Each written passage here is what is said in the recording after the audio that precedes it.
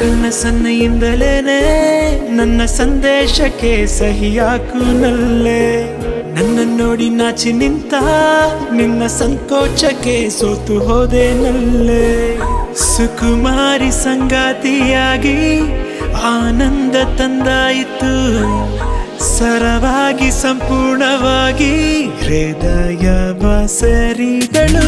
ಸನಿಹ ಸೆಳೆಯುವ ಸೆಳೆದ ಸುಂದರ ಹರಿದು ಹೋಗಲೇ ನಾನಿನ್ನಲ್ಲಿಯೇ. ಖುಷಿಯ ಕಂಪನ ಇರಲು ಇಬ್ಬನ